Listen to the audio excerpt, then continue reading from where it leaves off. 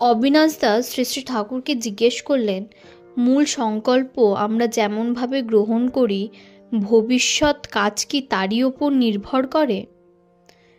অবিনাশদার এই কথাটি শুনে শ্রী শ্রী ঠাকুর বললেন, সংকল্প মানে শুধু মানসিক চিন্তা নয়, তার অর্থ চিন্তা ও কর্মের ভিতর দিয়ে যোগ্যতায় চলা।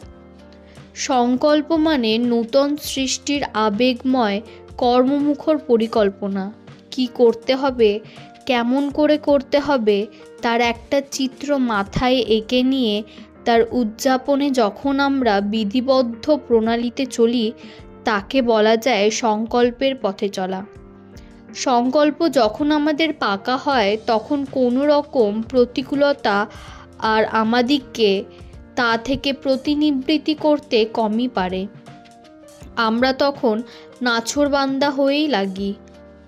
অবশ্য যা তা সংকল্প করলে হবে না, সংকল্প হওয়া চাই শুভ সন্দীপী ইষ্টার্থ পোষণী। এমনতর সংকল্প নিয়ে যখন চলি, তখন আমাদের চরিত্র ও বুদ্ধিবৃত্তি উৎকর্ষ লাভ করে। কারণ তখন বাধাবিঘ্নকে জয় করে, অতিক্রম করে, নিয়ন্ত্রিত করে কাজ হাসিল করা আমাদের কাছে একটা স্ফূর্তির ব্যাপার হয়ে দাঁড়ায়।